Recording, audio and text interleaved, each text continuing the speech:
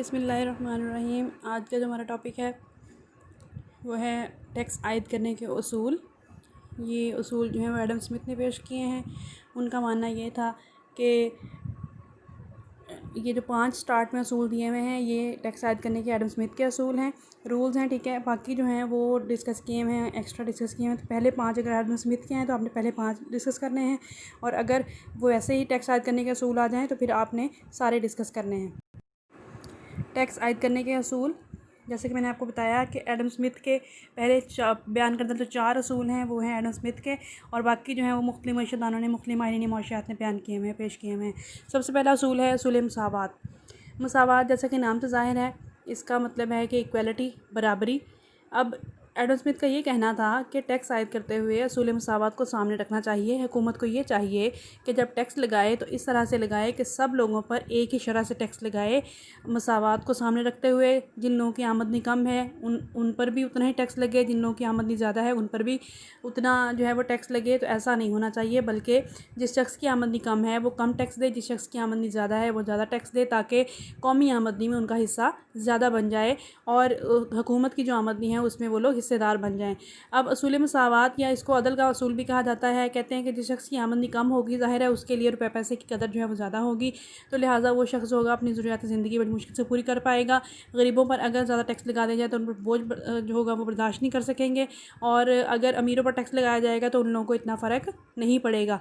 तो लिहाजा असूल मसावात का मतलब ये है कि सब लोगों पर एक ही जैसा टैक्स ना लगाया जाए, बल्कि टैक्स इस तरह का होना चाहिए जिससे सब लोगों पर बोझ ज़्यादा ना पड़े।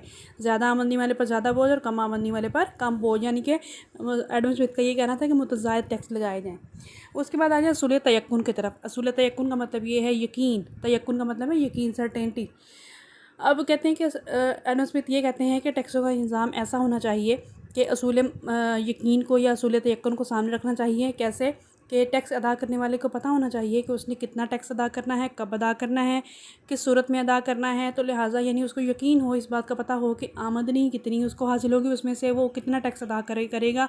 लिहाजा उस हिसाब से वो अपनी मैनेजमेंट कर लेगा, अपना बजट तैयार कर लेगा, और इस तरह से क्या होगा कि बाकी जो मुल्क जो है वो भी इस प्लानिंग के तहत चले कि कितना टैक्स वो लगाएगा और कितना टैक्स उनको वसूल होने वाला है हुकूमत को।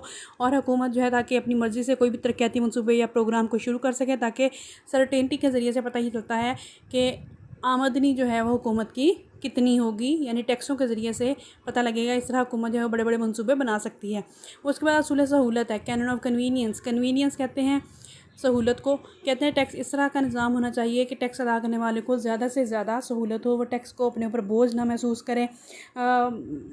अब कहते हैं कि अगर हो सके, इसका ये कि मिसाल इस तरह से दी हुई है कि हुकूमत अगर यूँ करे कि महीने के पहले हफ्ते में टैक्स वसूल कर ले, तो उस वक्त सब लोगों की आमदनी आई हुई होती है, सब लोगों को इनकम जो है वसूल हुई होती है, इसलिए लोग जो होते हैं खुशी खुशी टैक्स अदा भी कर सकते हैं।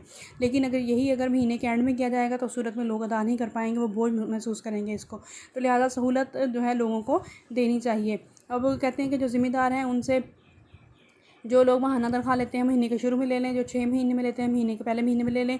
इस तरह जो ज़िम्मेदार हैं जब वो फसल वसूल करें तो उनसे ले लें। तो लिहाजा असूल सहूलत का मतलब ये है कि लोगों को टैक्स अदा करने के लिए भी दूर दराज में जाना पड़े, बल्कि उनके करीबी घरों के करीब ही कोई ना कोई सेंटर बना हुआ हो जहाँ पर टैक्स वो अदा कर सकें। असूल कफ़ायत। असूल कफ़ायत का मतलब है बचत। कफ़ायत बचत, यानी कहते हैं टैक्सों का निज़ाम ऐसा होना चाहिए कि कफ़ायत के असूलों के तहत, यानी बचत के असूलों के तहत होना चाहिए। ऐसा नहीं होना चाहिए कि जो टैक्स इकट्ठा करने वाला अमला है वो इतना ज़्यादा हो और टैक्स देने वाले लोग बहुत थोड़े हों। ठीक है, टैक्स उतना वसूल हो ना, लेकिन जो अमला है वो उनकी तनख्वाहें बहुत ज़्यादा हों, सारा जो वसूली है वो उसके अंदर ही चली जाए। तो लिहाजा इस बात का भी ख्याल रखना चाहिए कि बचत का जो तरीका है वो अख्तियार करना चाहिए कि हुकूमत को टैक्स इस तरह से लगाना चाहिए कि अमला जो है उसकी तनख्वाहें भी उतनी हों, और बचत के असूलों के तहत, यानी टैक्स इकट्ठा करने वाले जो लोग हैं उन पर ख़र्च कम आए। ठीक है, ये 4 असूल हो गए एडम स्मिथ के। उसके बाद अगले दिए हैं मुख्तलिफ दूसरे माहिरीन माशियात ने। इसमें असूल सादगी है। इसका मतलब ये है कि टैक्सों का जो निज़ाम है वो सादा, आसान, आम फहम होना चाहिए। ठीक है, ताकि आम आदमी की समझ में आ जाए। कोई इतना पेचीदा नहीं होना चाहिए, मुश्किल नहीं होना चाहिए कि लोग जो होंगे वो नागवार लोगों को गुजरे वो कहेंगे हम कैसे इसका हिसाब किताब करें।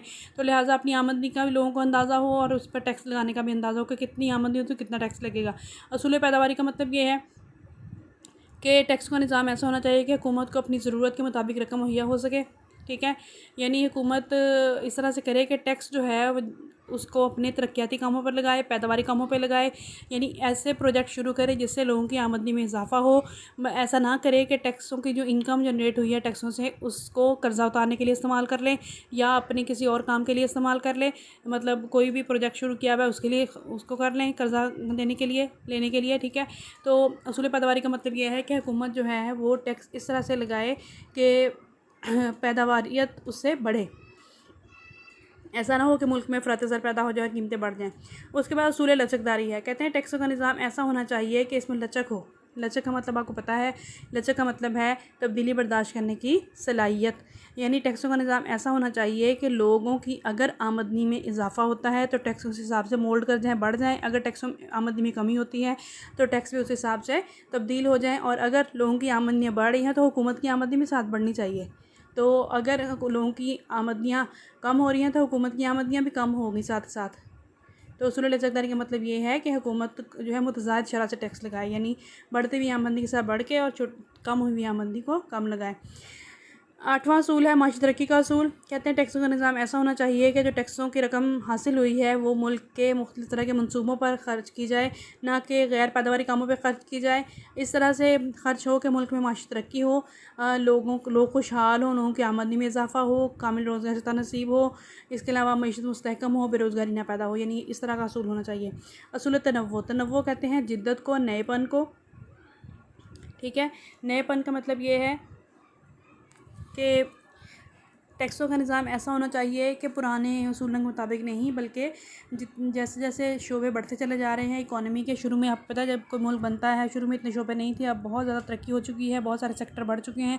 तो हर सेक्टर के हिसाब से, हर शोबे के लिहाज से टैक्स जो है वो वसूल करने के तरीके मुख्तलिफ होने चाहिए। किसी को अब बराह रास्त टैक्स लगाएंगे, किसी पर बिलवासा टैक्स लगाएंगे। ऐसा नहीं होगा कि लोगों पर किसी और शरह से टैक्स लगाएं, ठीक है। और आम जो तबके हैं, दूसरे शोबे हैं, यानी जो आपके इंडस्ट्री है, जो आपकी प्रोडक्शन का शोबा है, इन पर मुख्तलिफ तरह से टैक्स लगाए जाएंगे। तो लिहाजा तनव्वुर होनी चाहिए, जिद्दत होनी चाहिए। जैसे जैसे तब्दीली आए वैसे वैसे आप जो है वो वक्त के साथ साथ उसमें टैक्सों में भी तब्दीली कर सकें और इस तरह से टैक्स लोग दें कि लोग उसको बोझ महसूस ना करें और खुश दिली से बर्दाश्त करें।